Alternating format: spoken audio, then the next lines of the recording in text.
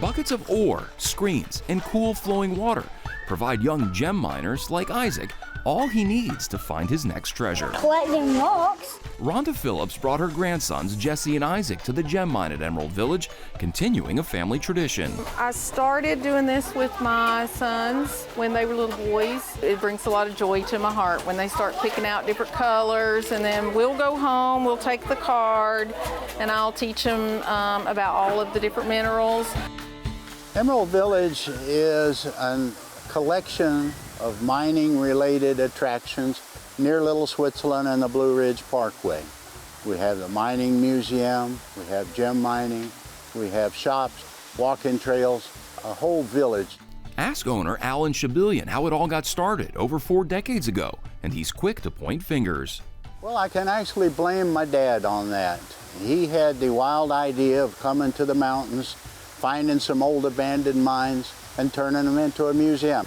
We opened it in 1980. I moved here about that time, did the construction work on the buildings, been here ever since. Some people would say I have rocks in my head. Of course, creating a tourist attraction from an old mine required a rock-solid business plan. Imagination and luck. Probably made a few mistakes, but we've always been open to new ideas, new attractions, making it a little bit better each time, and making sure we have fun. And that plan seems to be working. We're actually working on the 4th generation, so it's still very much a family business. For most, a visit to Emerald Village means exploring the rich mining history of Mitchell County. We call this the Bon Ami mine. If we were French, of course, we'd say Bon Ami, but none of us are French, so Bon Ami it is. Bon Ami makes a scouring powder. Many people are familiar with it. They made it for 125 years now, using feldspar from these mines here. Feldspar was the magic ingredient. Actually, 95% of the product was ground up feldspar, 5% was soap.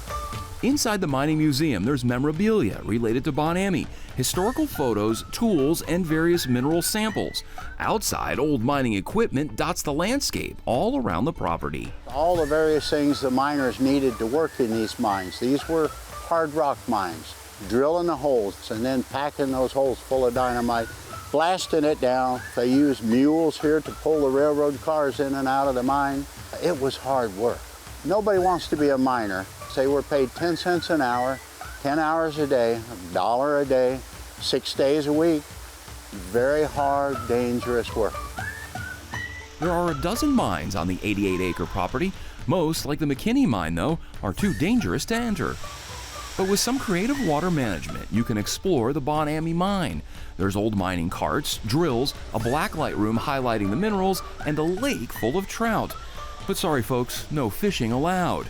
But you're allowed to feed them.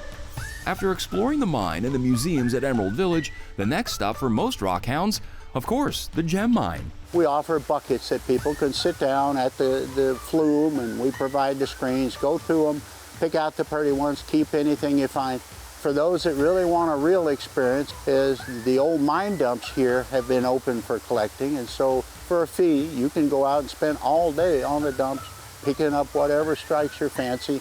Probably won't strike it rich, but you're guaranteed to have fun.